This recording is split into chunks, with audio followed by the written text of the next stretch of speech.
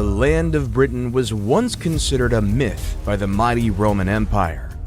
To them, it was nothing more than an old legend.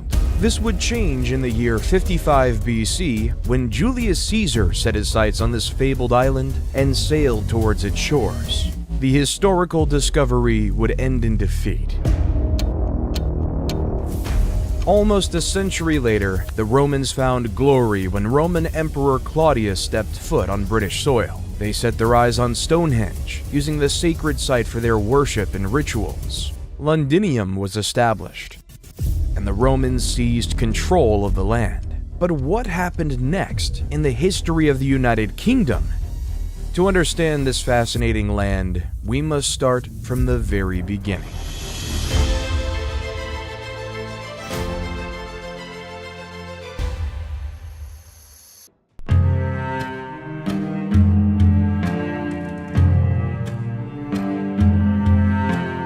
What would become the United Kingdom began way back within the prehistoric Paleolithic period, which dates back to 950,000 years ago, a time that the earliest evidence of an ancient civilization dates back to.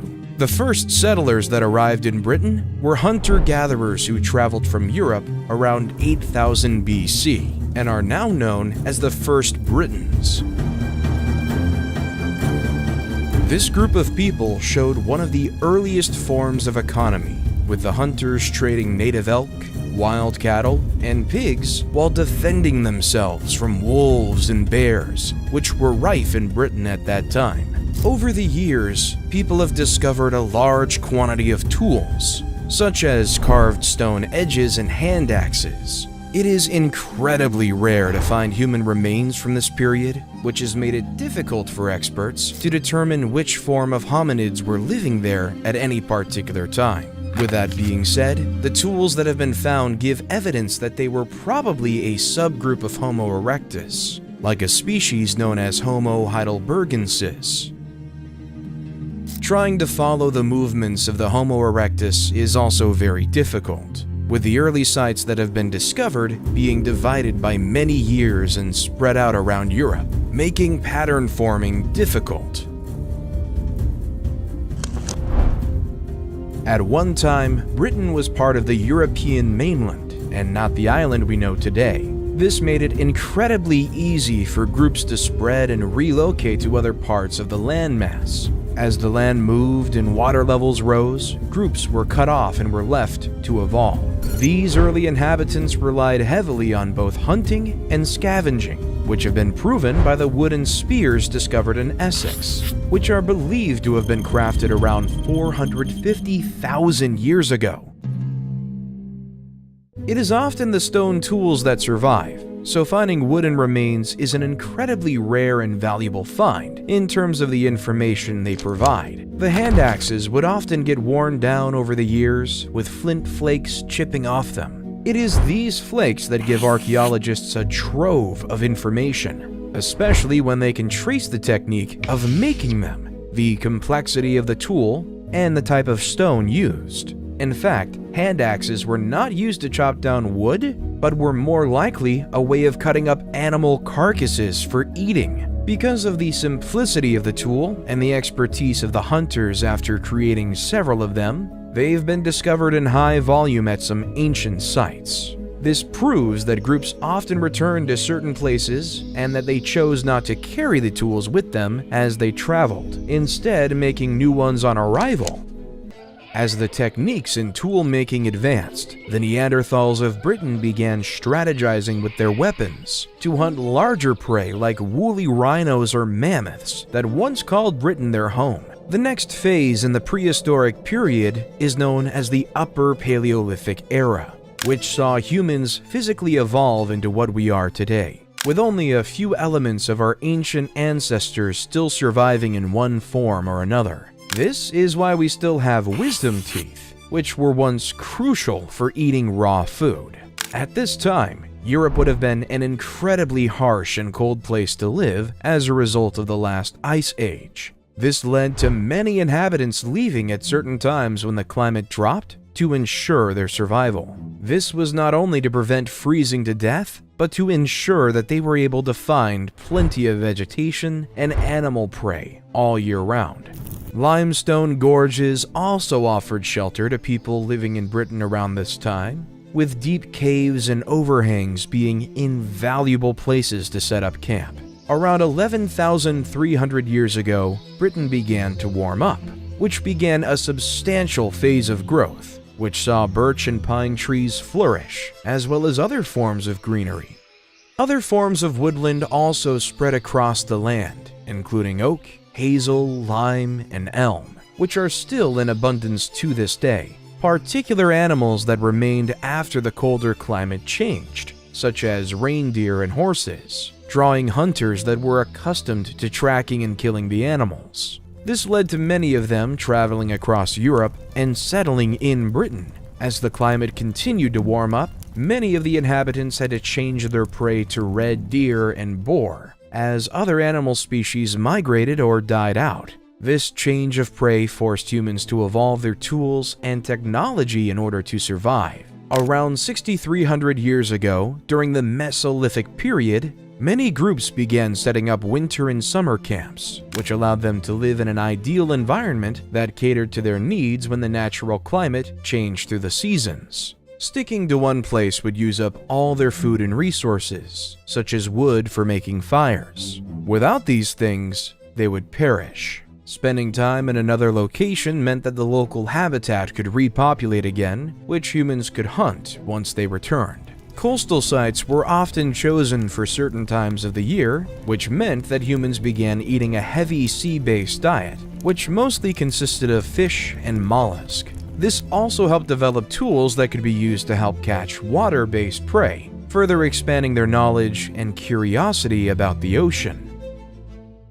The transition from hunting and gathering came about around 4100 BC, which was aided by the arrival of agricultural techniques that came from the east. This was propelled by the population boom seen during the late Mesolithic period, which meant that the animal resources they previously relied on were depleting fast.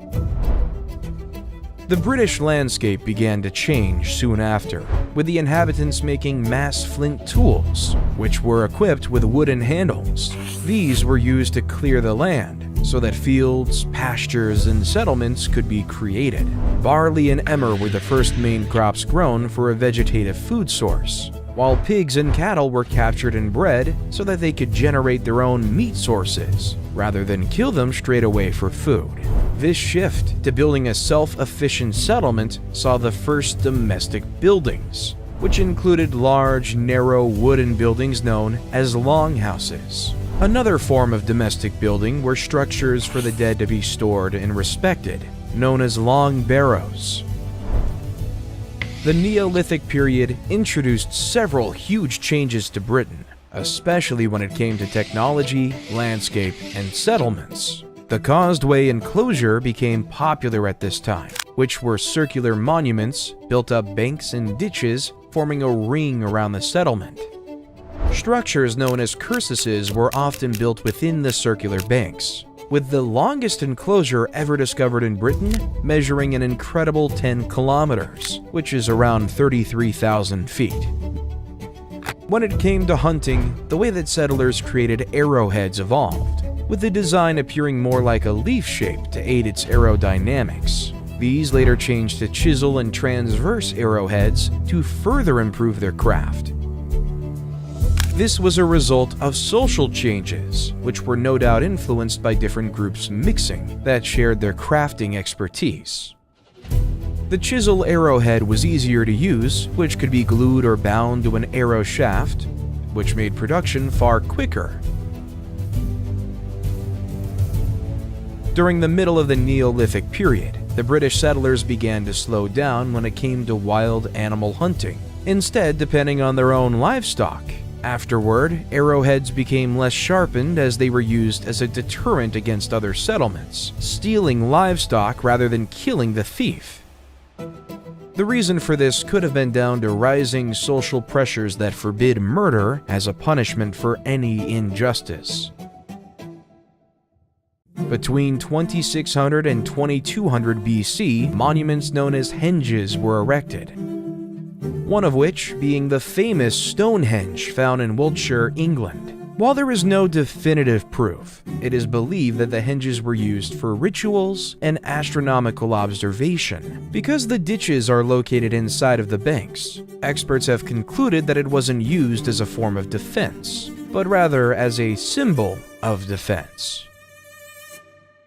During the later Neolithic period, pottery and tools began to change. During the early Neolithic era, pottery was often round-bottomed bowls with necks that sloped down. By the late Neolithic, the style changed to flat-based pots that were decorated by etches made during the drying process. These early pots were primarily used to brew and store beer, although dairy products and stews were also contained in them. With groups gathering and technology quickly advancing for the prehistoric people of Britain, it was time to move into the next critical era for their advancement.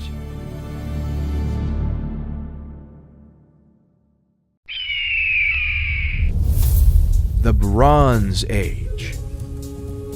The arrival of metal and beaker-style pots represents the change in Britain, ushering in the Bronze Age of the country that began in 2200 BC.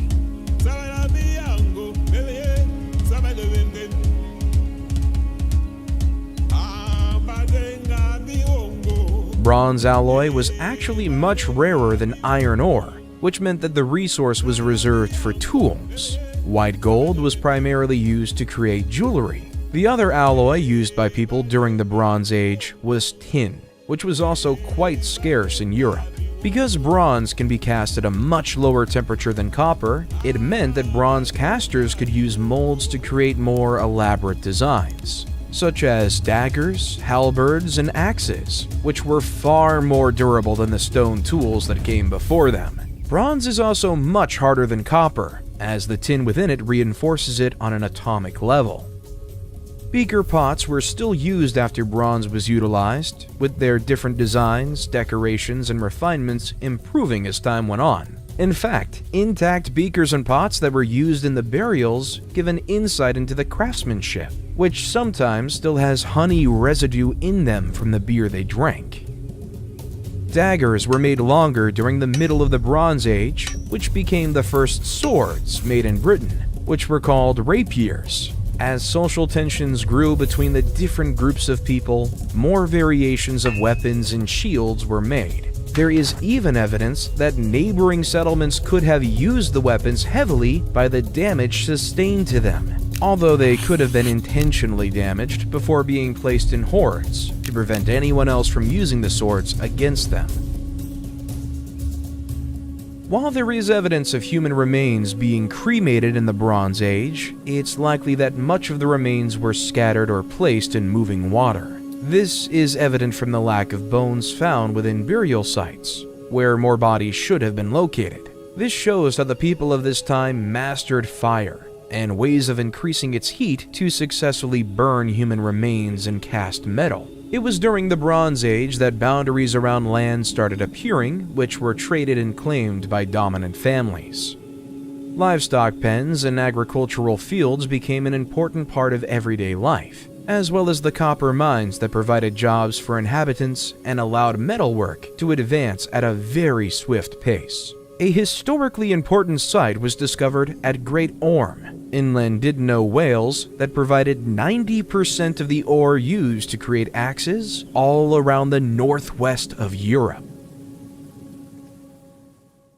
From 1000 BC, another change in climate resulted in many areas of Britain becoming uninhabitable, mostly due to the lack of crop growth in the cold conditions. Also, areas that were once ideal for growing vegetation became wet and boggy. With the eruption of the Hekla volcano in Iceland blocking out much of the sunlight, with the land becoming inhospitable, many settlers moved on from the land, while others repurposed the fields for strictly raising livestock. Those who refused to leave were forced to build walkways and raised settlements over the wetland beneath, which inadvertently improved their structure-building skills. The most preserved examples of cloth, food contained in pots, tools, furniture, and wooden objects were discovered within the fens below these settlements, as they would have dropped down or fell in after a structure was attacked and broken down. Because of the lack of oxygen and muddy conditions of the bogs, these items were preserved for millennia. Near the end of the Bronze Age, the long, pointed rapier blades evolved into long, flat blades, with a full tang going into a cast handle. Now, weapons were not only becoming an art form for the people of the Bronze Age, but a necessity for their survival. Hordes of weapons became rarer in the Bronze Age, which is believed to have been a result of its value dropping. This led to crafters, known as founders, to hold back their wares in order to raise its value. This is the first example of market strategy in British history, which later became an incredibly important factor in its economic growth.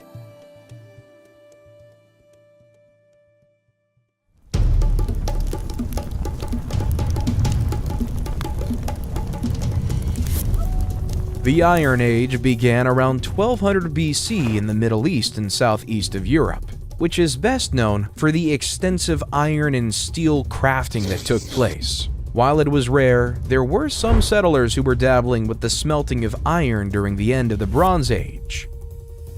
Although it wasn't until the Iron Age that the craft skyrocketed around Europe. The Iron Age was vital to the advancement of the human race, as it helped speed up civilization growth, provide more resilient and permanent settlements, and opened up more possibilities when it came to crafting tools and creating weaponry that kept up with the advancement of other groups spread around Europe who could pose a threat. Because steel is much stronger than bronze and lasted longer, it improved the creation of tools. These tools were also developed for agricultural use, which further established long-lasting settlements around Britain. It wasn't just tools and weaponry that saw an evolution, as art, farming techniques, religious beliefs, and alphabetic writing started to rise in Britain. The European Iron Age started in the Mediterranean region and moved towards the center of Europe as the years went by. In 600 BC, the skills in iron crafting spread to the northern part of the continent. The early Iron Age was dominated by a group called the Hallstatt Chiefs, who were the elite and most powerful of the age. It was within this culture that saw the first fortified hill forts, with domesticated animals and livestock raised on their land. These would later become castles and palaces, which were not only a form of defense, but a way to boost the wealth of their family. In 450 BC, however, the Hallstatt culture crumbled and the chiefs lost their power. This led to other groups rising to power in Europe, including the Mycenaeans, Greeks, Etruscans, Romans, and Celts, who used their iron and steel manufacturing to craft durable weapons and advanced armor. Out of all of these groups, it was the Celts that became the most powerful.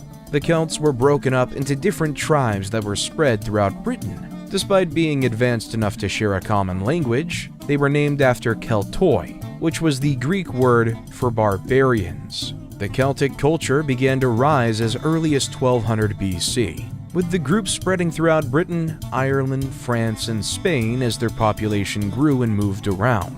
Although they stayed mostly in Britain and Ireland, with some of their vocabularies still existing in modern-day language. While they were around for a considerable amount of time during the Iron Age, it wasn't until around 700 BC that they were documented in history by the Romans, who called them Gaeli, another word meaning barbarians. Despite their name, the Celts were among the most successful people in British history, with them controlling many parts of the continent, which include current-day Ireland. While the Celts thrived for centuries, when the Roman Empire grew and spread across Europe, Julius Caesar launched an all-out attack on the Celts, slaying thousands and crushing their settlements and culture to claim their territories. Caesar's Roman army later tried to invade Britain, but they failed, allowing the Celts to populate the land. But when it comes to the Romans' involvement in the history of Britain, their story was only just beginning.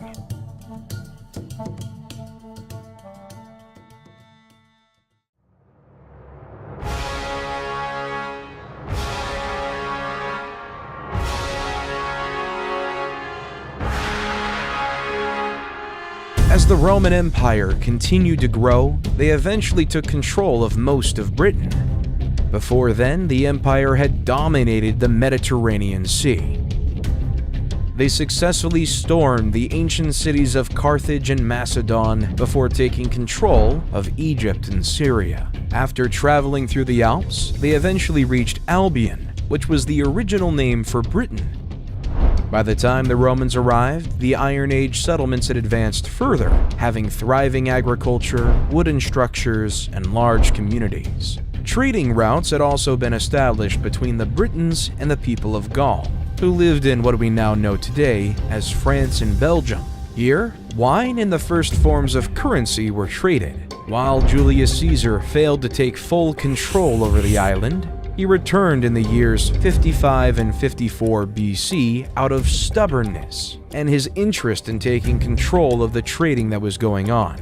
Caesar planned on disrupting the Belgae trade routes in the English Channel and believed that the Britons were going to help their friends across the sea as a response to the hospitality. This made the people of Britain enemies of the Roman Empire. Caesar managed to persuade the Roman Senate to support his invasion of Britain, telling them the land was rich in silver, a claim that he had no proof for. Before its discovery, Britain was hidden away and had gone undetected by the Romans. In fact, many people in the empire thought that the island of Albion was a myth, a legend that told of barbaric groups who were involved in a practice that disgusted the Romans to their core.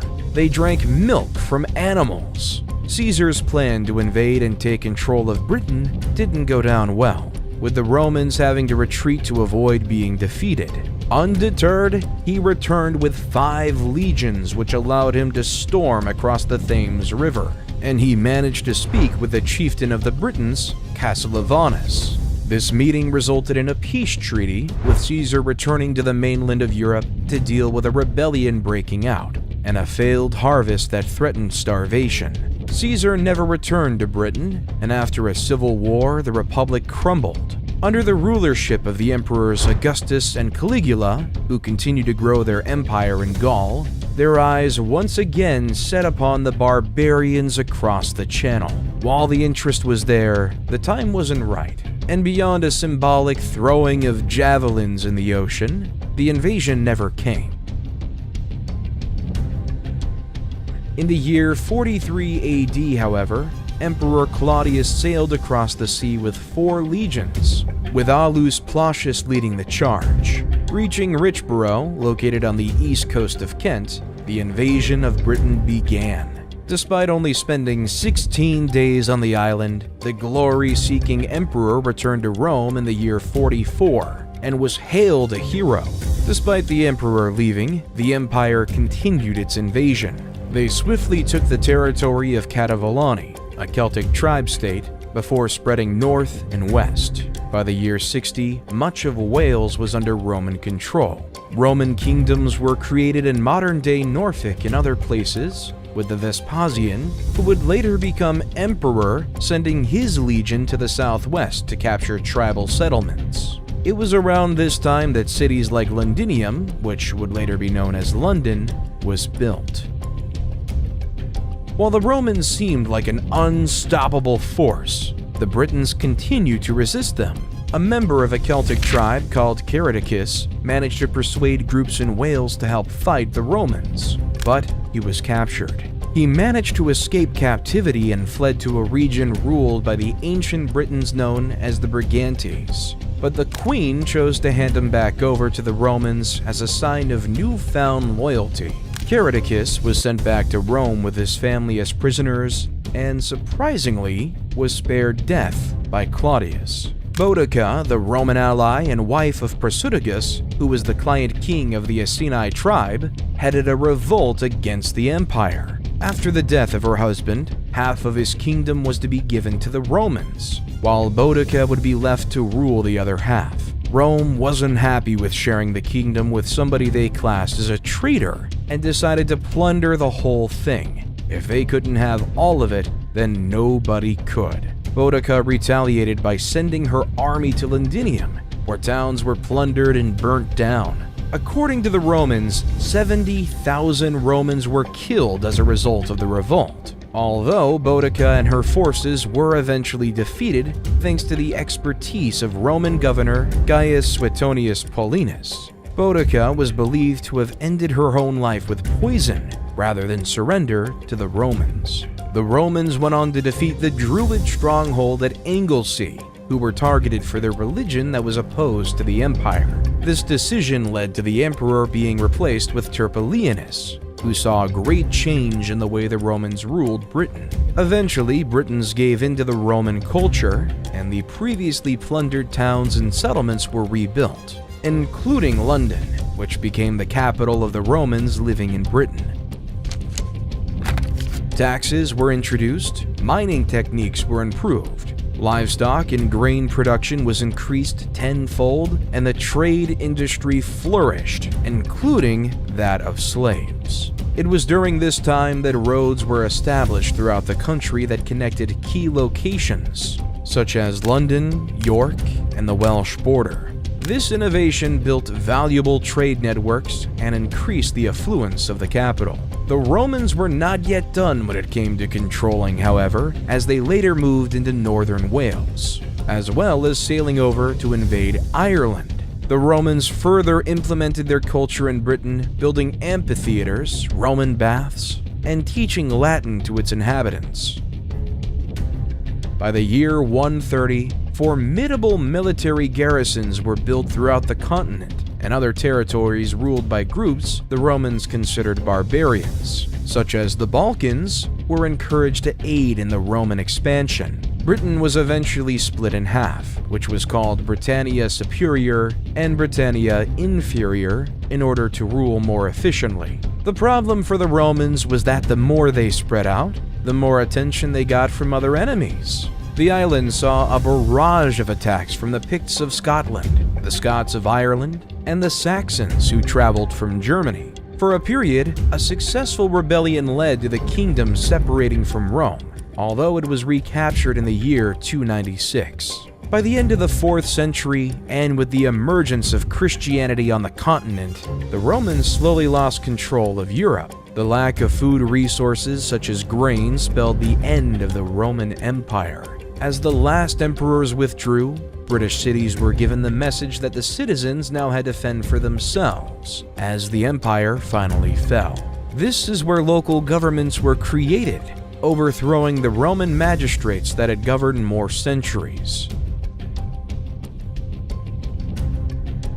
Despite Britain no longer being a part of Rome, their culture continued and shaped the country we see around us today. In the decades that followed, heretics battled Christians. Saxons from Ireland and Scotland raided English coastal cities, and Europe began to fall in what was known as the Dark Ages. Britain broke into smaller kingdoms, and a phase of regression began. While Britain saw some truly formidable enemies, their most challenging foe was one they didn't see coming.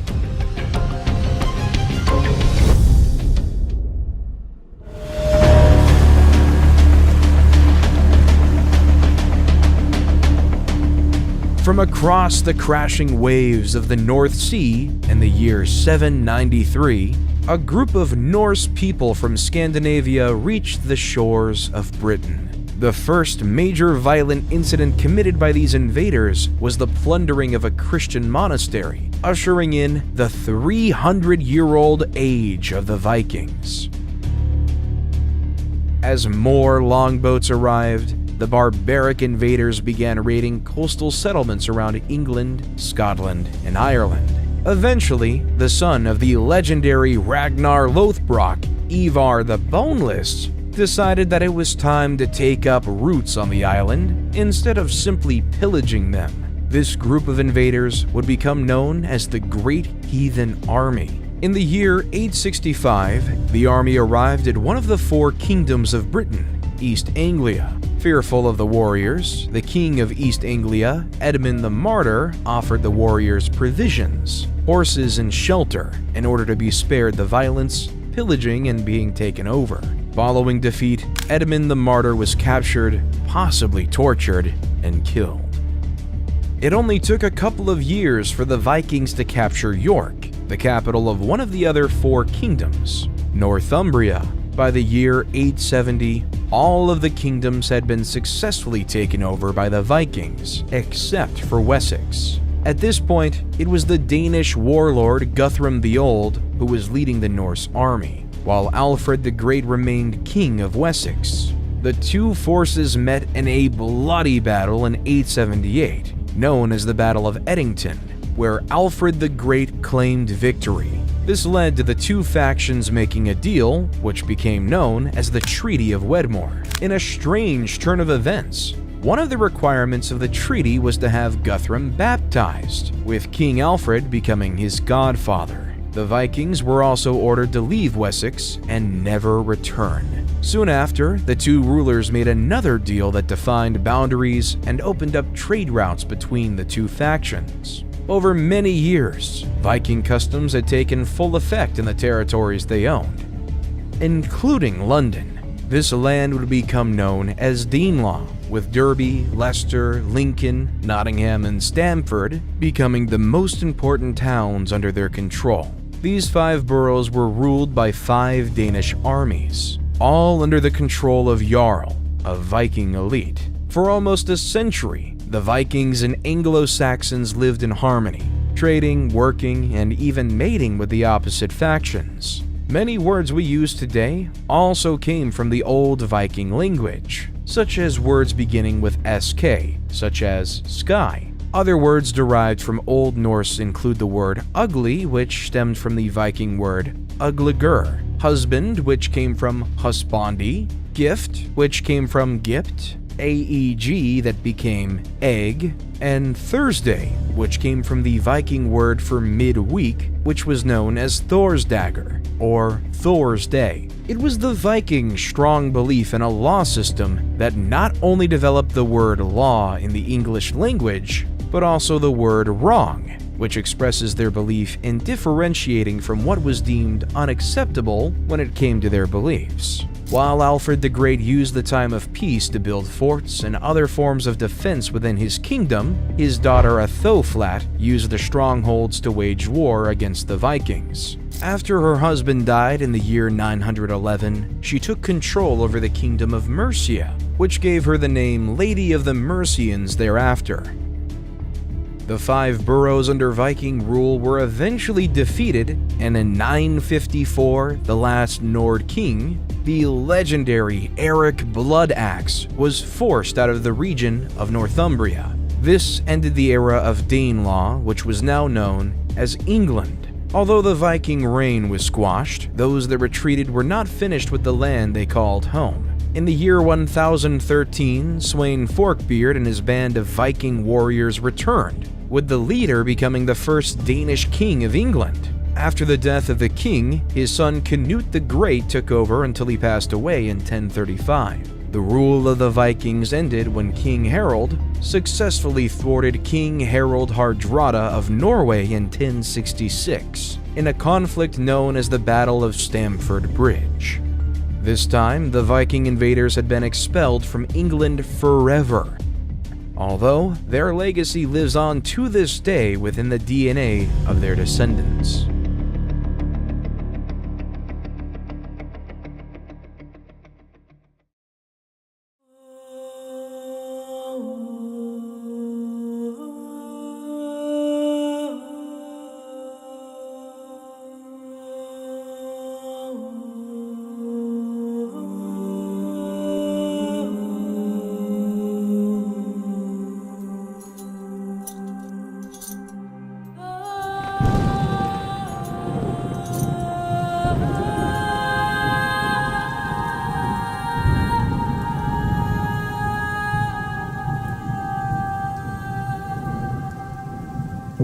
The Middle Ages and the Viking Age overlap, with this period starting around the year 400 and lasting over 1,000 years. Ending in 1485, this period is broken down into 3 sections: the early, high, and late Middle Ages.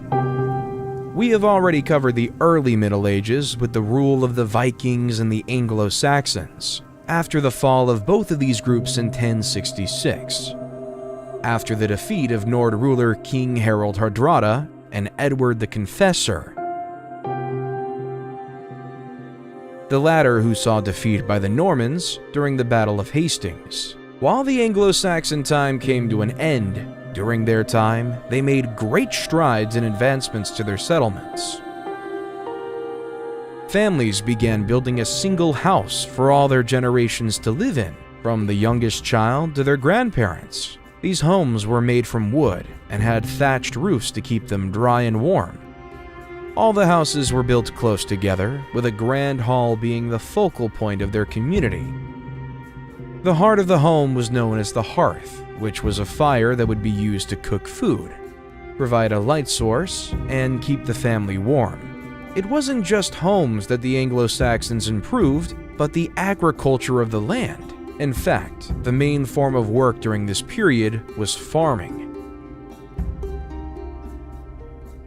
This involved cultivating crops, breeding, raising, preparing, and trading animals, as well as chopping down trees to create more farmland and to construct new buildings. Even the children were put to work during this time, who would herd cows and sheep with the help of the dogs they trained and took care of. There were also incredibly skilled professions within Anglo-Saxon communities, including blacksmiths who made everything from weapons to tools, carpenters who built furniture, carts, and bowls, cobblers who used leather to make shoes, and jewelers who used precious metals to craft beautiful items that could be traded with the wealthy.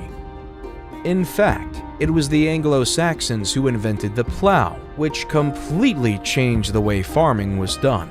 They also discovered that when tamed, a horse could do a much better job of pulling plows through the soil than oxen, speeding up the farming process exponentially. Regardless, their time had to come to an end, with the Anglo-Normans taking root.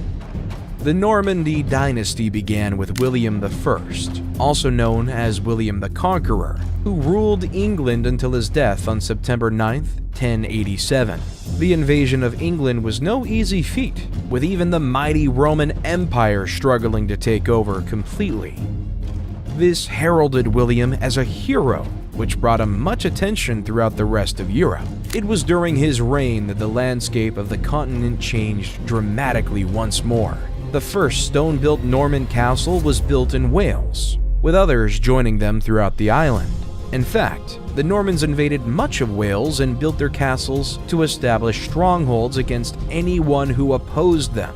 The Normans brought beautiful stone architecture to England, including the breathtaking Canterbury Cathedral, which was finished in 1077, the Tower of London, finished in 1078, the Oxford University, which was founded in 1096, and the commission of the Domesday Book, which recorded land valuation throughout England and parts of Wales. While William was considered a great ruler by the Normans, the feudal system implemented in the country meant that Anglo-Saxon landowners and farmers were now peasant farmers, working for whatever governing power was above them. They were stripped of their heritage, hard work, and wealth. The feudal system saw a quarter of the previous owner's land given to William the Conqueror, while another quarter of the land was donated to the Church of Rome.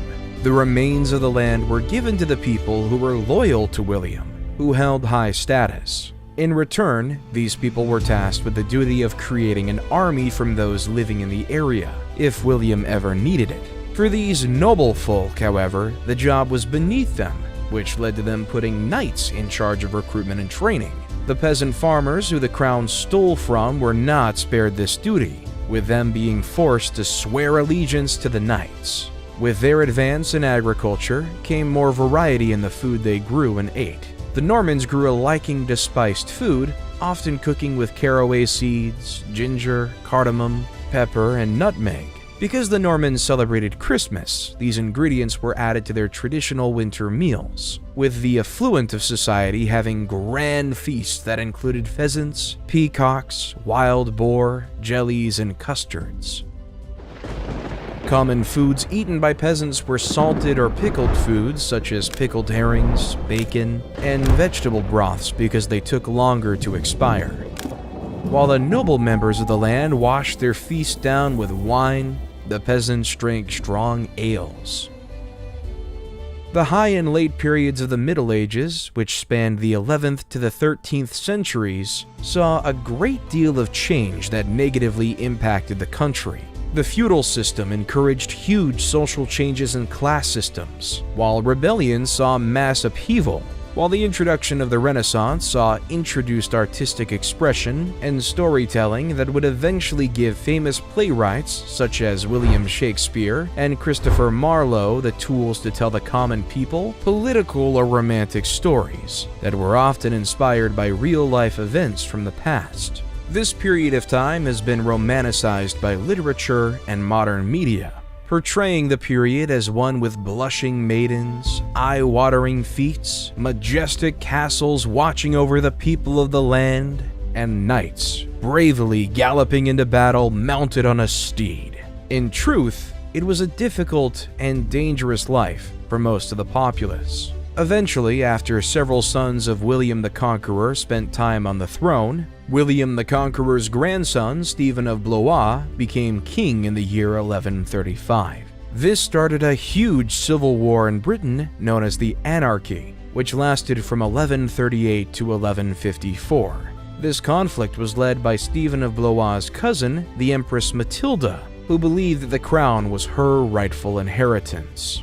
This time was incredibly difficult for everyone living in Britain, from the wealthy nobles to the lowly peasants. People began to get suspicious and desperate, which led to oppression and mistreatment. Many innocent people were tortured and interrogated for valuable information, while others stole goods and gold in order to make money for their families. Most people were left with nothing, which led to families starving to death. The Civil War ended when Stephen of Blois died in 1154, when Empress Matilda's son, Henry II, took the throne.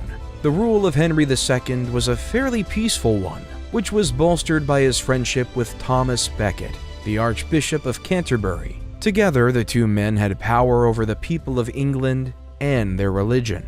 Unfortunately, the friendship wasn't long-lived, with Henry ordering the murder of Thomas Becket inside of the Canterbury Cathedral. The freedom of a man was complicated during the 12th century, with some men being connected to land ownership but forced to pay the lord. Others only paid rent but owed no land, while some found themselves in the middle, owing a service to a master while having to pay rent for the land they lived on. If at any point someone couldn't pay their taxes, they would then have to answer to a master overlooking the area, while the non-free people, known as serfs, could be freed of their obligation. Another way of escaping control was to escape to another borough and live there for a whole year.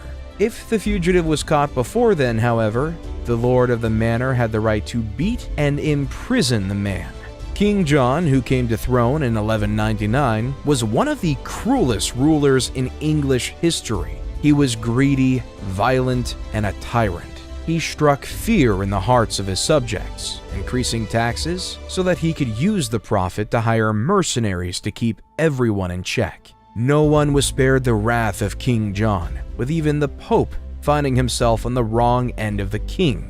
In the year 1208, John refused to accept a man named Stephen Langton as the Archbishop of Canterbury after Pope Innocent III decided to ignore the king's suggested candidates. Regardless, the church bells of Britain were not rung and the church stopped burying people. But King John still refused to allow Stephen Langton to take up the role.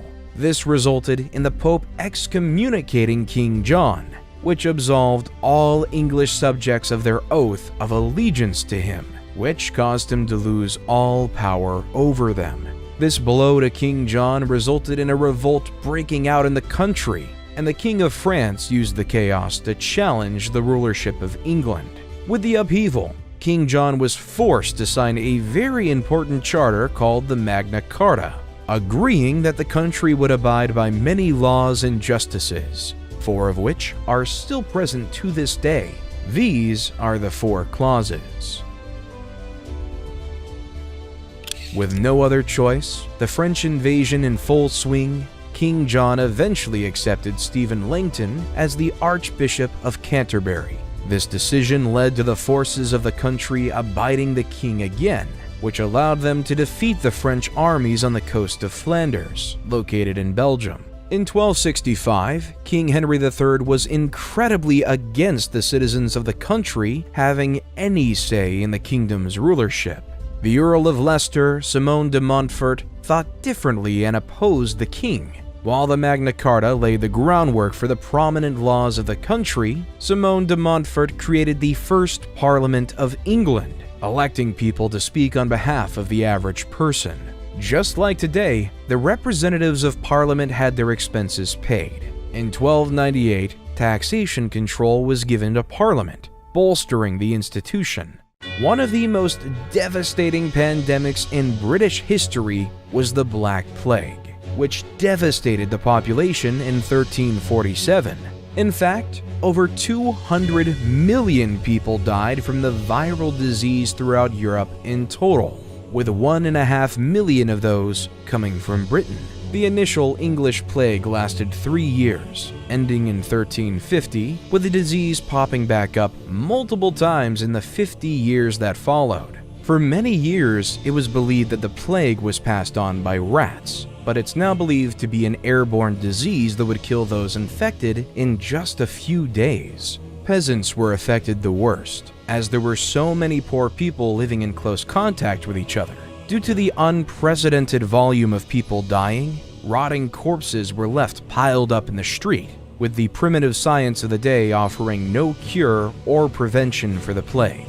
With peasant workers dropping from the disease, it became increasingly difficult to find people to tend to the fields and grow crops. This led to starvation and the decimation of entire villages. As they were desperately in demand, many peasant workers took advantage of the situation, moving around the country to find higher-paid positions. The government didn't like the fact that peasants were now able to better themselves and chose to side with those willing to pay more. After trying to put a stop to them traveling to find higher-paid jobs, the government tried to put a stop to it. This resulted in the Peasant Revolt of 1381, in which the poor folk of England violently banded together in order to get poll tax and the wage cap removed, as well as the abolishment of the control lords had over them and their property. Another huge event that happened in the Middle Ages was the War of the Roses, which saw the House of Lancaster and the House of York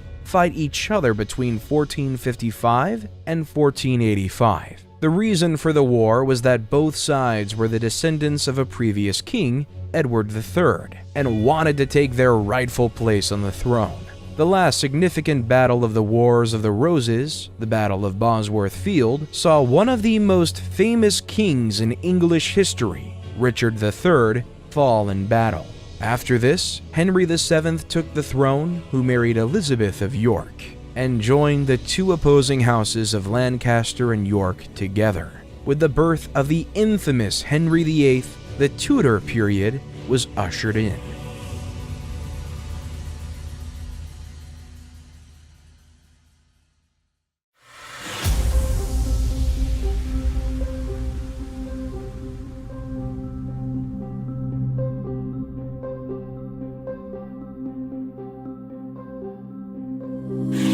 The Tudor period had a huge focus on the reshaping and rethinking of religion, politics, and the monarchy in Britain. After defeating Richard III's army during the Battle of Bosworth in 1485, Henry VII's rule saw the beginning of a 118-year reign for the Tudors, which saw a total of 5 monarchs sit upon the throne. In fact, the rulers of this period have become some of the most recognizable in English history. It was this rulership that played a huge part in shaping England, and later the United Kingdom, through the economic changes, the role change for women, and countrywide religious reform. The marriage between the two cousins brought the feud between the Lancasters and the Yorks together, bringing two of the most influential families of England together. Henry and Elizabeth went on to have 8 children together in order to cement the longevity of the family rule. although only Arthur, Henry, Margaret, and Mary Tudor made it to their adult years. Arthur went on to marry Princess Catherine of Aragon, but soon died after. Princess Margaret married James IV, which earned her the title of Queen Consort of Scotland. Princess Mary went on to marry the French King Louis XII, and Henry VIII became the King of England.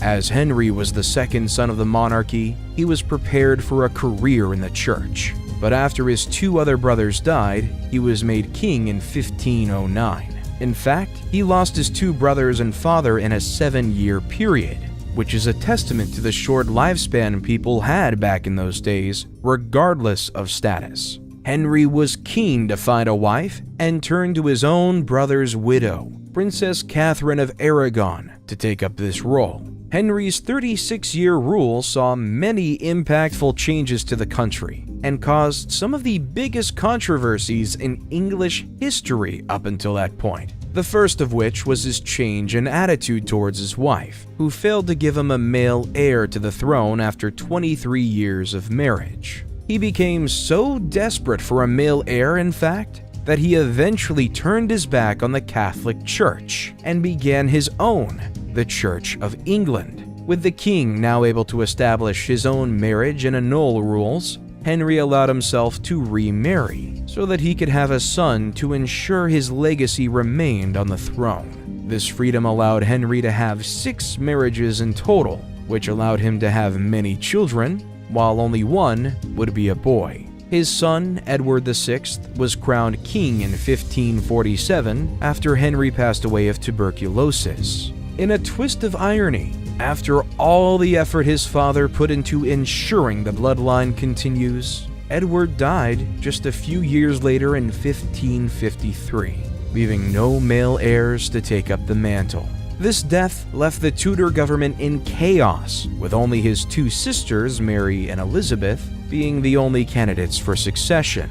This wasn't ideal, as they were both female and had religious views that were not in line with that of the Protestants, the religion that Henry VIII was converting the Catholics to. In fact, it was Edward's devout Catholic half-sister Mary that was the rightful heir to the throne. Due to her religion, however, Edward named Lady Jane Grey as queen, who was his cousin once removed because she was a Protestant. Mary, however, wasn't going to let her birthright go to another relation. This resulted in Lady Jane only reigning for 9 days before being executed for high treason, along with her husband, 2 of his brothers, and the former Archbishop of Canterbury, Thomas Cranmer. Now, with Mary on the throne, the Tudors were once again thrown into chaos, as she set about reversing all the work her father and brother did, reverting the primary religion of England back to Catholicism.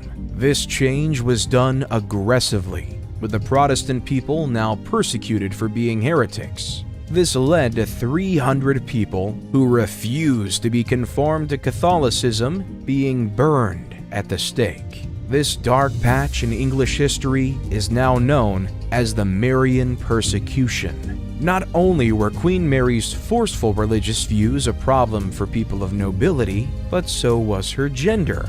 Being the first queen, which was earned in her own right, several of the most influential nobles insisted that she should marry a Protestant man in order to heal the relationship with her people. Mary, who would not be pushed around, chose to marry the Spanish Prince Philip II in 1554 instead.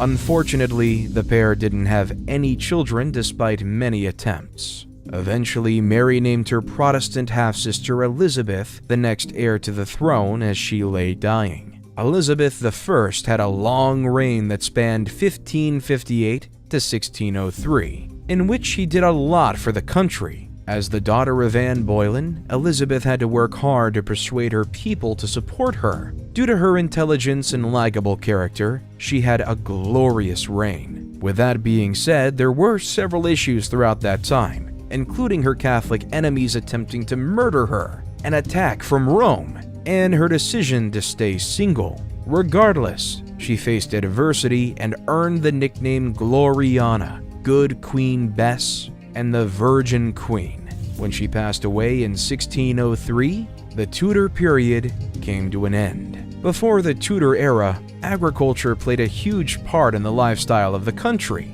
with 90% of the population working on farmland. This was an incredibly hard life that came with a low life expectancy. As the age of exploration began, the focus shifted to trade. Coal, tin, iron, and lead mining began to grow exponentially, which made the country incredibly rich. With that being said, famine and poverty was still rife in Tudor England. In 1530, however, the cruel laws against beggars were abolished, and vagrants were allowed to beg as long as they had a license. This led to an influx of beggars, which resulted in a new law being passed in 1547, which meant that anyone caught begging would be imprisoned for 2 years. In 1550, this law was changed again, with the punishment for the vagrant being a flogging, which meant that they were struck on the back with a whip or rod. The rule of Elizabeth I introduced the Poor Law in 1601, which gave the poor a tax relief, as well as other forms of support. It was during this time that the criminal system took a preference to physical punishments, rather than being thrown into prison. This included flogging and putting into stocks, which would add humiliation to the punishment. Those who committed the more serious crimes, such as murder, still resulted in execution. The noble and affluent criminals would still be beheaded like previous centuries, while the poor and common population would be hung at the gallows, often with crowds gathering to watch the spectacle. A focus on education came with the Tudor period, with Richard Mulcaster, the educationalist, insisting that a boy's education was the most important, as they were more worthy. This led to boys from wealthy families being sent to grammar school and universities before the girls. Despite a female monarchy ruling over the country, the future of girls was predetermined to be that of wives and mothers, well-versed in needlework, cooking, and cleaning. Eventually, girls were given the right to get an education, although it was limited to only reading and writing. Eventually, local schools were established where boys and girls would study together. It was during the Tudor period that leisurely activities began to rise. Many people began playing tennis and football, as well as watching jousting events and gambling. The more affluent of society played chess and gambled by playing card games, such as Primero and Noddy, which was the precursor to cribbage.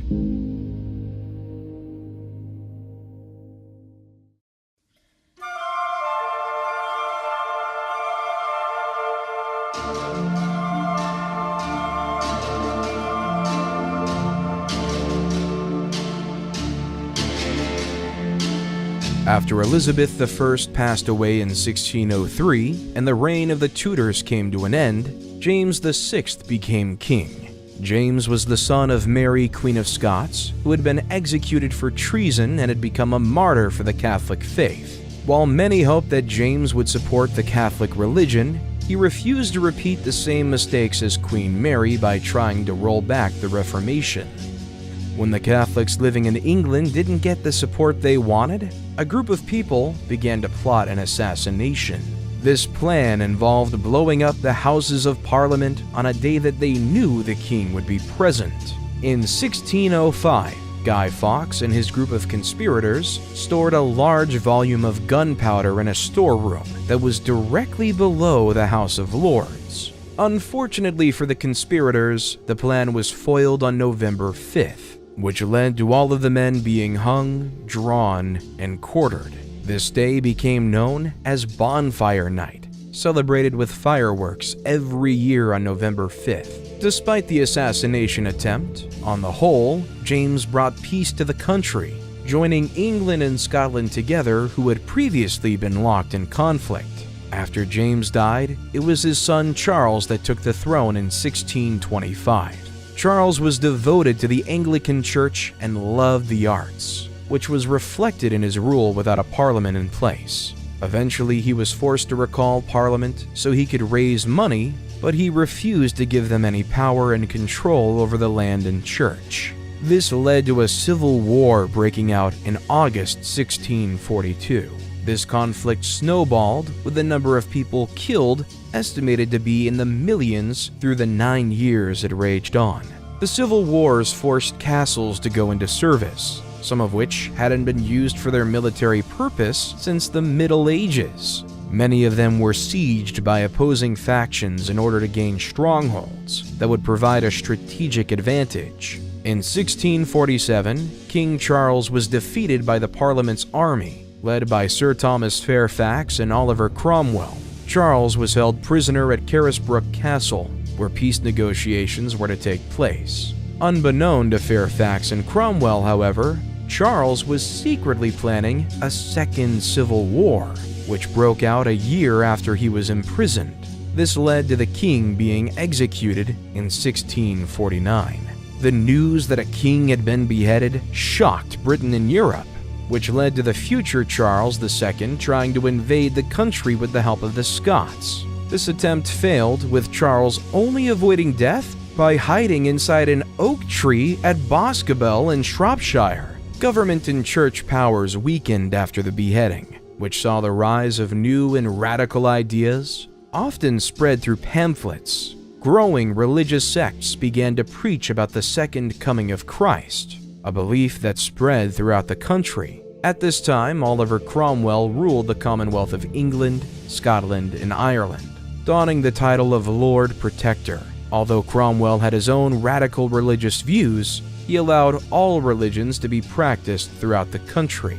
Cromwell used his army to keep control of the country right up until his death, when his forces weakened, and Charles II was free to return in 1660 to rule the country. The reign of Charles II, which spanned 25 years, saw changes to art, architecture, daily life, and leisure. In fact, it was this period that saw the revival of theaters. This period also brought some incredible scientific discoveries, such as the manufacture of phosphorus, which was dipped into wooden splints to create matches. With that being said, there were several disasters that happened during this time, including the Great Plague of 1665 and the Great Fire of London that broke out in 1666, after a fire broke out in a small bakery. The Catholic brother of the king, James, went under heavy criticism about whether he should be the next king. Regardless, he succeeded his brother, becoming King James II. While the king defended the throne against the Duke of Monmouth, his illegitimate Protestant brother, he became disliked by many for the violent trials of the rebels and policies put forward by the king. Eventually, William of Orange and the daughter of James invaded England, which led to James fleeing and the pair being crowned king and queen. The rule of William III and Mary II marked a peaceful period for the country. Mary's sister Anne took the throne afterward in 1702. While her reign was known for the victory over Louis XIV, the most monumental event was the Act of Union, which saw the beginning of a united Great Britain. Now, we've spoken a lot about the monarchy and rule, as it was the rich and powerful that could learn to read and write to document their lives and historical achievements. But what were the lives of everyday Britons like in the Stuart era? Most of the common people during this era were poor, with some forced to live in terrible conditions. This was only made worse by the influx in population, which saw entire areas impoverished and starving. This led to poor laws being implemented, which were first introduced a century before by Elizabeth I, which helped the poorest people of the country. Most of those working have a master above them who would provide them with a room and wages to live off. Vagrancy became a huge issue during this period, as the most impoverished of people were forced to beg or claim charity from family and neighbors. In fact, many poor people chose to travel to the New World in order to change their lives and make money. While times were most difficult at the start of the Stuart period, things got better near the end of it. For the poor, the focus was on finding the next meal. When food stocks were down, people concentrated on the harvest industry. When soldiers during the Civil War were waiting for payment, many of them resorted to stealing crops and livestock, which heavily affected the industry and led to more starvation. While the working class ate legume-based diets such as beans, soybeans, and lentils, the affluent ate rich meat diets and very sweet desserts. This led to many illnesses as a result, including diabetes and hemorrhoids. While there was a lot of poverty in England, many people held jobs to provide for their families. Merchants and store owners flourished during the Stuart era, which gave them the money to leave London when the plague broke out. In the country, many people were employed as shoemakers, blacksmiths, tailors, saddle crafters, and glovers, just to name a few. On the streets and cities of towns, many people sold a variety of wares, from oysters to furniture, as well as offering services that ranged from shoe shining to prostitution. Those working on farms would be in charge of milking cows, collecting eggs, tilling the fields, and taking care of the livestock. During this period, like those that came before it, roles were defined by the sexes, with girls expected to follow the orders of their father, brothers, husbands, and then their sons. The wife and mother of the family were put in charge of running and cleaning the house, preparing food, and raising the children. If a woman came from a wealthy family, she could avoid marriage and the duties that came with it, while poorer women chose to work as servants, wet nurses, or midwives. The sad truth is that many women only found freedom after being made a widow. Some could argue that when it came to relationships, aristocratic families had it more difficult than common people. The reason for this was because the influential and wealthy were forced to marry due to political or financial reasons rather than genuine love. Marriage was so important during Stuart Britain that an act was passed in 1604 that stated that a man who left his family or committed bigamy would be deemed a rogue, which would merit a punishment. For example, a case went to trial over a man named Thomas Middleton, who had to provide evidence to prove he was only married to one woman. In the later part of the Stuart era, a document called the Political Arithmetic was published, which talked about all of the people working in England, including those working in agriculture and manufacturing. In it, William Petty, the writer, expressed his concern about how gold and silver were now in scarcity, and that the country was growing poorer by the day. He also claimed that the focus on Ireland, Scotland, and America was a burden to the country and provided no advantage. While this opinion may sound harsh, many shared the opinion that England had overstretched its assets, which now meant the population was suffering as a result. By the early 17th century, Scotland, Wales, and Ireland were unified with England, and in 1707, Queen Anne officially packed the Acts of Union. Sadly, life expectancy was much shorter than that of today, with the likelihood of children dying being incredibly high. In fact, childbirth was dangerous for both the mother and the child. Without the medicines and treatments we have today, if the trauma and pain didn't kill the mother, infections would soon after. Experts believe that 25 women out of 1,000 died giving birth during the Stuart period. Other things that killed young people during this era were worms, plague, and dysentery, as well as an illness known as griping in the guts, which killed people through diarrhea and crippling stomach pain. A major factor in these kinds of illnesses came down to personal hygiene, which the Stuarts did not hold in high regard.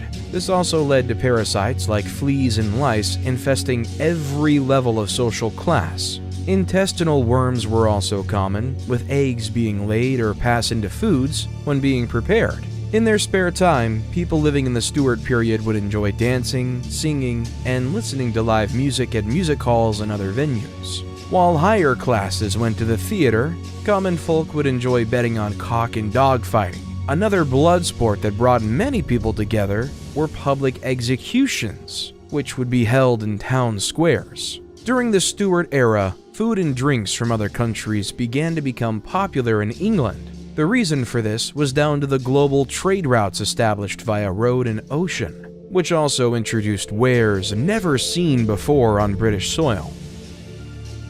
This included furs from North America, tea from China, and spices from India. This is where the palate of the British people changed, with exotic wares and ingredients being welcomed into the culture. By 1633, strange yellow fruit known as bananas were found on market stalls, while the first coffee houses and tea rooms opened their doors. It was here that many people would visit to discuss politics and other business. During its early days, coffee was considered to be a man's drink, which led to women being banned from visiting the coffee houses. Women looking for a warm drink could visit tea rooms, however, while hot chocolate was available to higher class members of both sexes.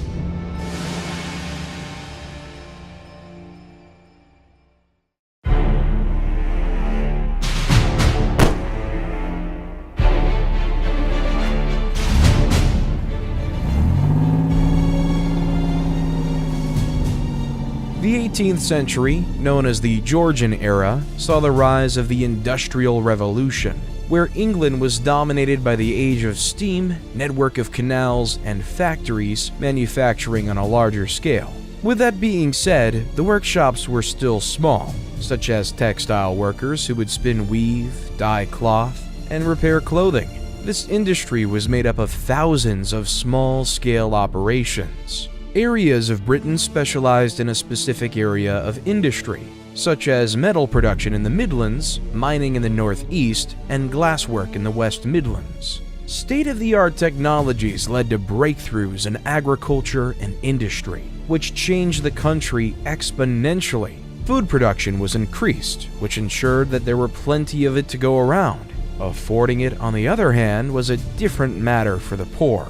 Foreign workers and vagabonds offered cheap labor, which created mass unemployment across the country, especially in rural villages. This led to many people living in the country relocating to larger towns and cities to find work.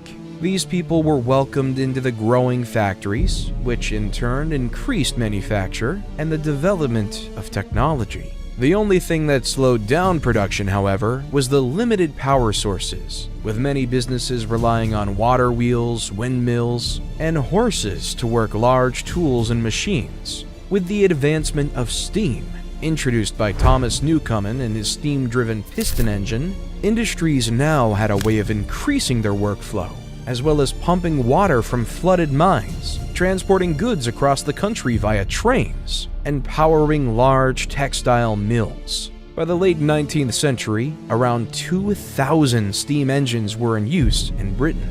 The Derby family of Shropshire re-imaged the iron manufacturing process, which offered stronger metals that were ideal for making machines and larger tools. With the help of steam engines, coal mining was made more efficient. In turn, the spoils were used to power steam engines across the company. This means that coal was one of the most valuable industries in the entire country. In 1769, Richard Arkwright created the water frame, which allowed large-scale textile spinning to take place. A short time later, James Hargreaves' spinning jenny was made available, which made cotton spinning much easier. In 1780, Edmund Cartwright's power loom continued this string of advancements, which made cheap clothing available to the entire population.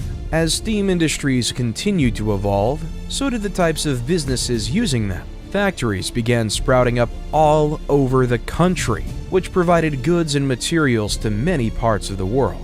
These companies provided jobs on a scale that had not been seen before. For example, Richard Arkwright's cotton factories in Nottingham saw almost 600 employees at their peak, while some factories in Birmingham had almost 1,000 employees at any one time during the 1770s. Even children were employed, as their small hands were ideal for intricate work, such as making buckles, buttons, and locks. Many of these businesses were incredibly dangerous work environments, not to mention that the workers were treated poorly. In fact, many compared some factories to prisons, with those who made mistakes or not working hard enough facing physical discipline. Workhouses and orphanages would send children to work in factories and mines, which put them in danger. Some would pass out through heat, while others got caught in fast-moving machinery as they were sent through them to maintain them. The canal systems, created to transport the coal supply around the country, also provided jobs for many people. The early systems were limited but incredibly important. For example, the canal commissioned by the Duke of Bridgewater connected Worsley to Manchester, which halved the price of coal within just a couple of weeks. With the success of the already existing canal networks, more and more were commissioned by the government.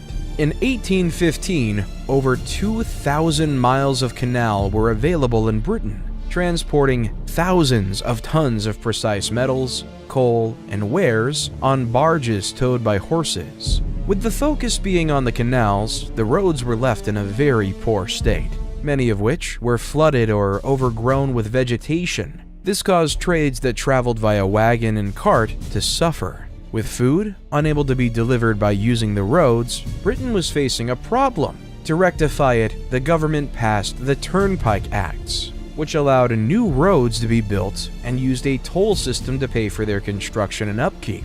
Headed by engineers like John McAdam and Thomas Telford, roads began to spread throughout the country in the 1780s. The improved roads not only allowed trades to operate again, but they actually made it more efficient.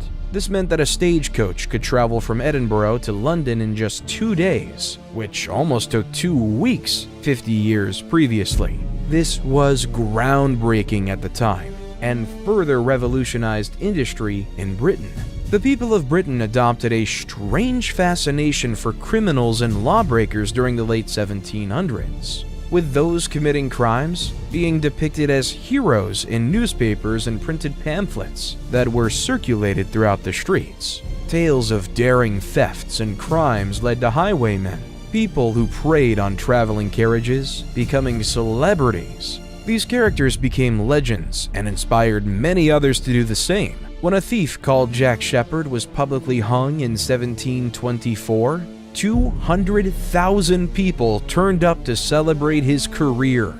Another, the flamboyant John Rann, was met with his adoring fans in the street of London after he was found not guilty of a theft. For others, the rise and growing popularity of crime was worrying. Thefts were at an all-time high, and those committing the deeds were not being caught or punished. There was an outcry for criminal investigations and punishments to be improved, which eventually led to the police force we know today. Although it was very different in the early days, back then, the punishment of criminals was left down to the victims, who were in charge of the investigations. While there were 2 constables in each parish, these were people elected in the community who worked on a voluntary basis. This means that most of the police work was done after the men had done their day job, with some of them paying others to do the duty for them. Later, a group of paid watchmen were hired in London, known as Charlies, who were close to what we know of modern policing today. These men would patrol the street, perform investigations, and arrest criminals. Part of their duties was to bring drunk people home and yelling out the time for people. Many accused the watchmen of being ineffective and cried out for changes to be implemented in the system. This opinion was listened to in the 1750s, with professional forces being established. In 1751, Henry Fielding started the Bow Street Runners, which saw the first armed men carrying out investigations and arrests on behalf of the public. The suspects of these crimes were judged by local magistrates without a jury having any say in determining guilt. This, of course, led to many innocent people being imprisoned or executed for crimes they didn't commit, whether it was done through wrongful conviction or political motives. Once again, these officials were volunteers who were elected from influential members of society. This meant that many of them were not well versed in the law and took the position as a statement of power rather than justice. Horace Walpole, an English writer, once said that the greatest criminals of society were the officers of justice, referencing the corruption within British law. This, in many cases, was true, with several taking bribes or being reluctant to perform their duties out of laziness. The most serious crimes, like rape and murder, were dealt with by the Crown Court, which were located in large towns, or the famous Old Bailey. The experience for common people standing trial was scary, with the stench of unwashed criminals being covered with scented flowers and herbs, which were also believed to stop the disease from spreading. Much of the trial was done in Latin, as was tradition, which meant many suspects were confused as to what was being said, or the details being put forward. To make things worse, criminal defenses were not introduced until the later part of the Georgian period, which meant that witnesses were examined by the judge and jury members. If these officials took a disliking to the character of the suspect, they would be found guilty without all the facts being known. In fact, these cases were over in a matter of minutes, with several cases being conducted in a day to speed the process along. In the early 1800s, courts abided by the Bloody Code, which was a list of 200 crimes that justified an execution. These included crimes such as treason, rape, and murder, as well as less serious crimes like stealing, the poaching of animals, and even vandalism. Fortunately for many, most of these crimes that could merit death ended up with imprisonment. Regardless, this struck fear in the hearts of many, with the idea of visiting the gallows for a crime they didn't commit being a very real possibility. Those who were unfortunate enough to face the gallows were done so in a public spectacle, with hundreds of people turning up to watch the life of a criminal snuffed out. While many saw it as twisted entertainment, it was done as a deterrent for others. Up until 1783, the hangings took place at Tyburn, Middlesex, 8 times a year, with up to 20 criminals hung at the same time. Those sentenced to death would endure a 3-mile cart ride to the gallows, which would be mobbed by hundreds of people screaming and throwing things. Once they were all lined up on the wooden scaffolding, the noose would be tied around their necks and trap doors would open. After the executions, white doves were released as a symbol of respect, after which a moment's silence was insisted. Many criminals were often sent to American colonies, as well as Australian colonies, to serve their sentences through hard and unpaid labor. Other punishments included hefty fines, being flogged and whipped, and literally branded a criminal with a burning hot rod. These punishments were often done under the watchful eye of the public, who were allowed to pelt them with rotten fruit and vegetables. Lifelong imprisonment was also implemented at the end of the Georgian period, which were known as houses of correction. With the advancements of industry seen in the Georgian era, the 19th century saw a period of exponential growth that carried on through to the Victorian era. At this point, industries of rural and agriculture were dwarfed by factories and urbanization.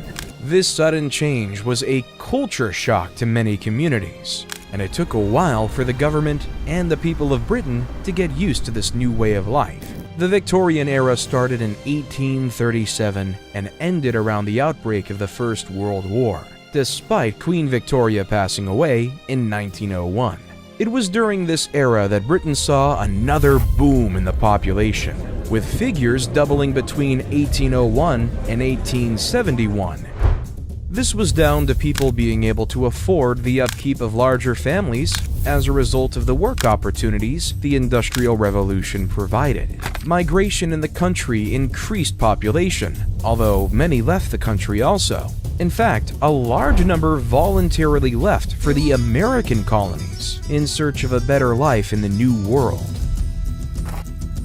Large groups of Irish workers made up a majority of the migrants, especially in 1845, during the Irish potato famine that caused starvation in many parts of the country. People from Ireland, Scotland, and the English countryside flocked to industrial cities for work, as well as Jews from Europe and Russia.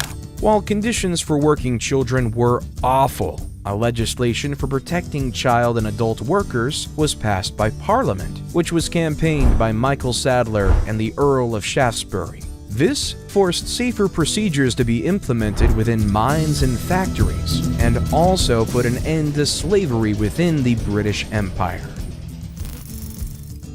Education for children younger than 10 was also made compulsory, which nurtured the prospect of common people taking up more skilled jobs. The police force, which had evolved a lot since the 19th century, was more organized and efficient. They also began a prison reform program that saw conditions within prisons greatly improve. While there still were clear social class divides, social freedom and the ability to keep more of their money had improved many lives. Entrepreneurs taking advantage of the opportunities within the Victorian era used their wealth to rise in society, building huge houses and emptying domestic servants to take care of the household. In fact, in the 1880s, 1.25 million people in Britain were working as domestics, which was more than any other industry.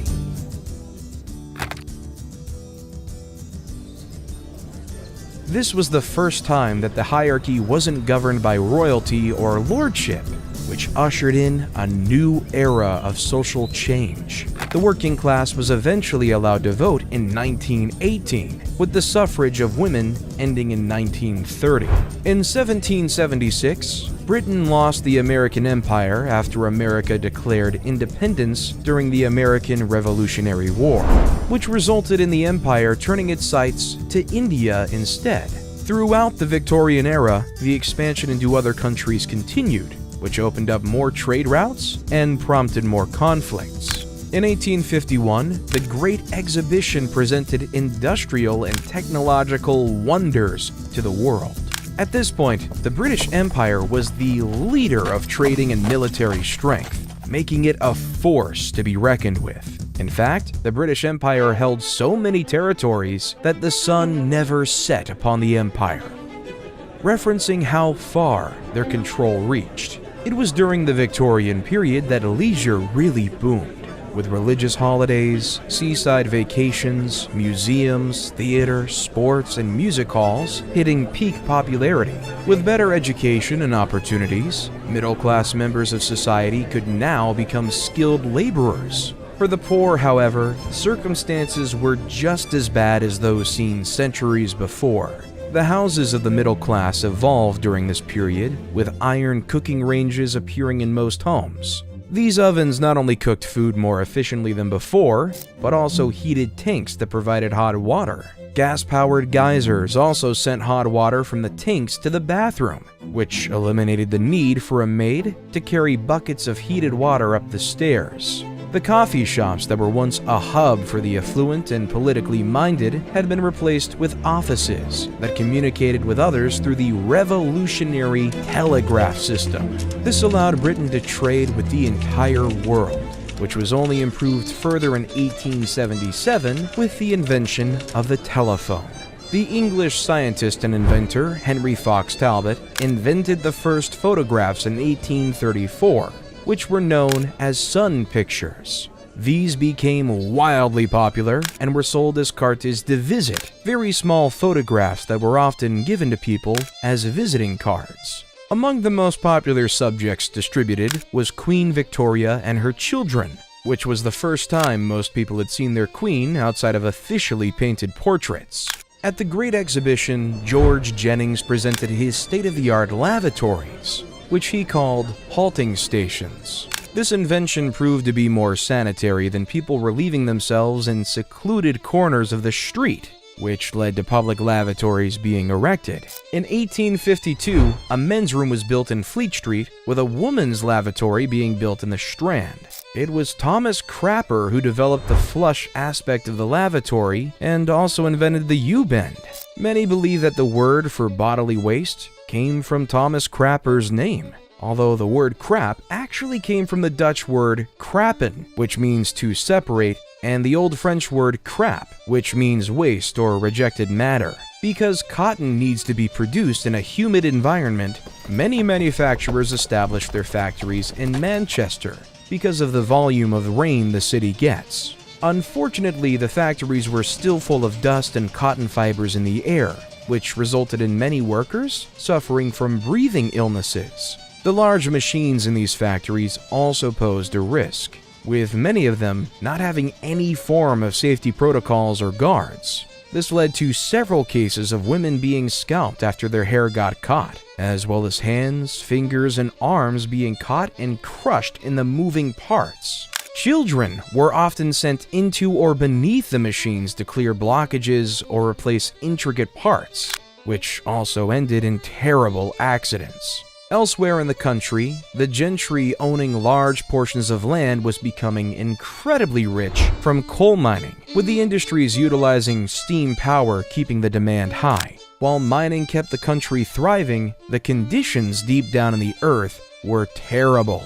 Children were hired to drag the wagons from the coalface to the shaft foot, which would then be lifted to the surface because they were much cheaper and more obedient than horse-drawn carts. This was incredibly hard work and run the risk of being caught in a collapse. Mines got incredibly hot, which meant that workers wore very little clothing and had to drink beer to keep hydrated. The reason they drank alcohol was down to the poor quality of water, which caused diarrhea, dysentery, cholera, and typhoid, which would prove deadly to its drinkers. In 1815, Sir Humphrey Davy invented the safety lamp, which allowed deeper excavations into the earth. Later, ventilation techniques were implemented, although it wasn't until 1848 that compressed air systems were invented. Employing children under the age of 12 was banned in 1860, although the number of employees grew from 200,000 to 500,000 in Britain. This allowed 30 million tons of coal to be excavated in 1836, which rose to an incredible 44 million tons by 1880. By 1850, a person could only work for 10 hours a day with night work abolished. This meant that the average working day lasted from 6 in the morning to 6 in the afternoon. Also in 1850, lighting and ventilation regulations came into effect for mining, further improving the well-being of the workers. With that being said, mining was still an incredibly dangerous job, which wouldn't have been properly improved until the 1900s. It had become common practice to pay workers with tokens that could only be used at selected shops instead of paying them money. This led to shops inflating prices and providing poor quality items, as workers had no other choice. The Truck Act, established in 1831, set to end this practice, but it took a long time for it to end completely. The British Empire proved itself to be the most innovative and captive market in the entire world due to its industrial breakthroughs. Unfortunately, it was this achievement that became its own downfall when it came to keeping all of its territories, as the prosperity inspired parts of the empire to become separate entities to seek their own success. At the time, the United States was growing at an incredible rate, forging its own legacy in technology and innovation. After the death of Franz Ferdinand and his morganatic wife Sophie, Duchess of Hohenberg, Austria-Hungary blamed Serbia, which led to the July Crisis. Eventually, on July 28, 1914, Austria-Hungary declared war on Serbia. Along with other countries, Britain offered up its services in what is now known as the First World War.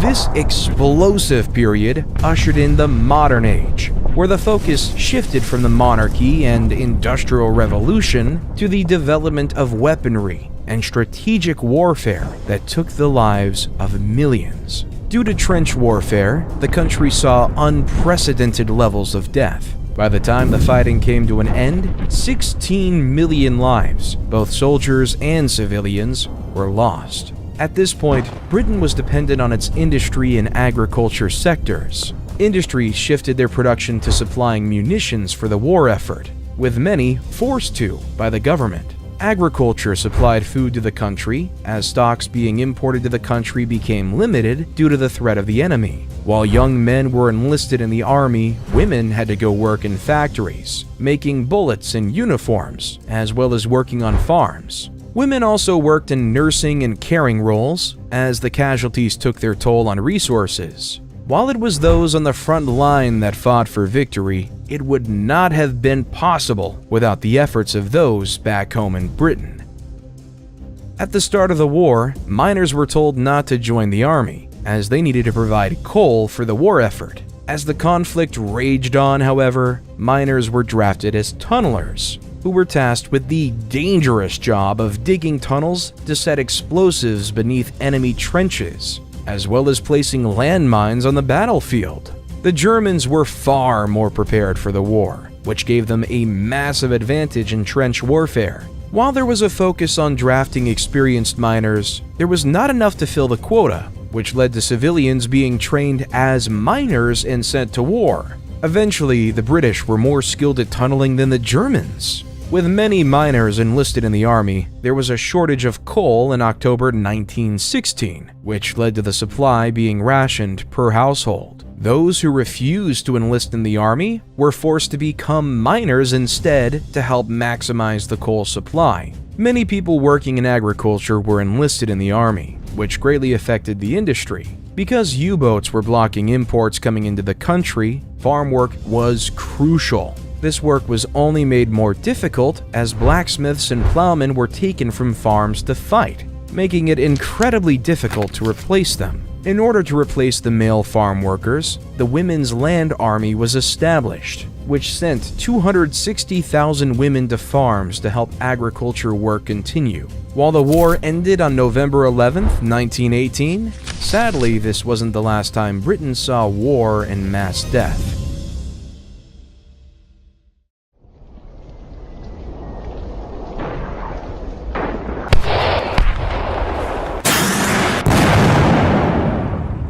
With World War II breaking out in 1945 when Germany invaded Poland. Between 1945 and 1951, Britain was healing from the effects of World War II, with the Labour Party leading the charge after replacing Winston Churchill, the Prime Minister who was hailed a hero for the part he played in the war. 5 years ago, I promised you blood, toil, tears, and sweat. And your untiring response brought us, in the end, victory over Germany.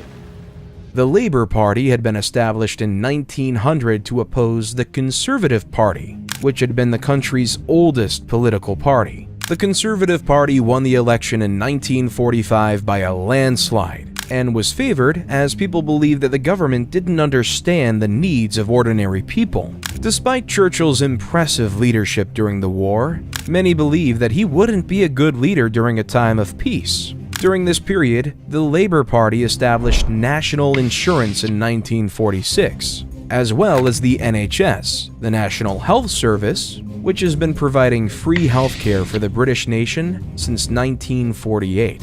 Industrial sectors such as mining, banking, gas, and aviation were nationalized, which allowed environments to be made much safer for workers. Eventually, the economy recovered, and industries returned to the efficiency and profitability they had experienced before. Shortly after World War II, the Cold War between the United States and the Soviet Union began. In order to bolster the forces of their allies, the Foreign Secretary, Ernest Bevin, offered Britain's support to the United States. Britain also participated in the Korean War in 1950 on the side of South Korea, alongside America. Britain later became an original member of NATO, the North Atlantic Treaty Organization, in 1949. This treaty was established with the United States and other European nations in order to protect them from the Soviet Union, who were developing nuclear warfare. In 1947, India successfully achieved independence, taking the jewel of the British crown away. This was the start of the British Empire's dismantlement after centuries of taking territories for their own. Between 1950 and 2000, Britain changed in many ways. Immigration increased, class division had completely ended, and the welfare state was established. With the loss of many colonies and territories, Britain joined a union with Europe.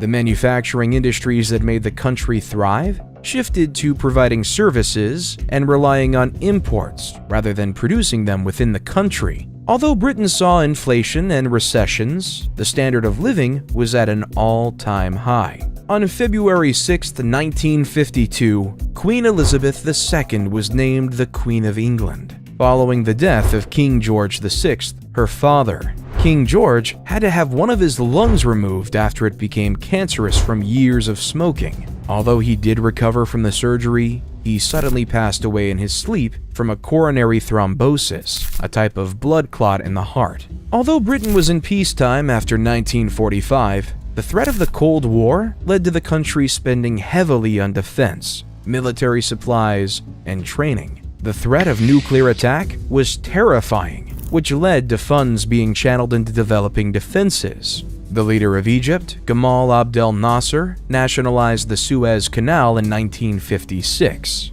which was a huge blow to Britain's trade economy. In response, Britain, France, and Israel decided to invade Egypt in order to govern the Suez Canal network. This was met with a lot of criticism from the United States and other countries, including the Soviet Union. This opposition led to the United Kingdom withdrawing from the invasion, as the United States and the United Nations put a lot of pressure on them. This resulted in the value of the pound dropping as international investors withdrew their interest in assets. This led to a financial crisis that proved that Britain needed to rely on allies when it came to military strategy following the two world wars.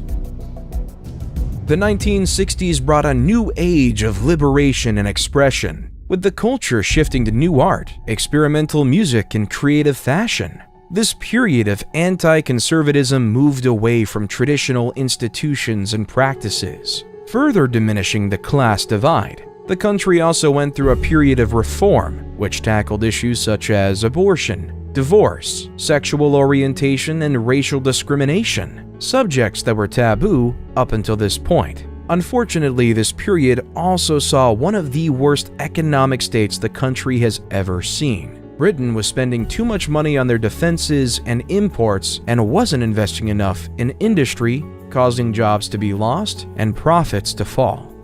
In the 1960s, the relationship between the Unionists and Republicans in Northern Ireland broke down, with conflicts breaking out between the two factions. The Unionists wanted to remain within the United Kingdom, while the Republicans fought for independence as they wanted a united Ireland. In 1969, Britain sent its army into Northern Ireland to quell the conflict, which was met with retaliation from the Irish Republican Army, who violently attacked soldiers. In 1972, 14 Irish Catholics were killed during a march, which became known as Bloody Sunday. This only heightened tensions, which led to Britain taking over the control of the Northern Ireland government. While this was only meant to be for a short period of time, it lasted 35 years. Britain tried to share power between the two Irish factions, but the plan failed and violence broke out once again in 1974. The price of oil rose exponentially in the 1970s due to other countries taking control of their own industries, which severely affected the British economy. This crisis led to union strikes and the Labour Party coming into power. Led by Margaret Thatcher, Britain's economy saw massive changes made. The message is, Mr. President, the Tory philosophy works when we have the courage to put it into practice and the perseverance to see it through. Not all of which were met with a positive response. Following the monetarism theory, the government made many cuts to spending, which caused many jobs to be lost. This caused the 1981 riots that saw youths lash out about poor job prospects and the feeling of discrimination among the black community. In 1982, Argentina took over the Falklands, which was a British territory at the time. Margaret Thatcher managed to defeat Argentina over control, which boosted her popularity in the country for a short period of time. By the middle of the 1980s, privatization was in full swing. This allowed more British people to invest in shares, which increased profits for the government. $350 Swiss. Zurich, 23, Citibank. Around this time, in 1985, the Irish Republic accepted Ireland as part of the United Kingdom, although conflicts within the country continued. With the new millennium being ushered in and the digital age taking root, the British Empire came to an end. with many of its territories now given independence. Britain entered into a union with Europe to bolster its economy and trade industry, but this split opinions. Eventually, it led to the 2016 Brexit, where the majority of the British people chose to leave the Union. Elizabeth leaves Westminster. The Queen is crowned, symbol of hope. Queen Elizabeth rides forth. Another extraordinary chapter has been written. With the death of Queen Elizabeth II on September 8, 2022, after reigning for an incredible 70 years and 214 days, the United Kingdom moved into a brand new era.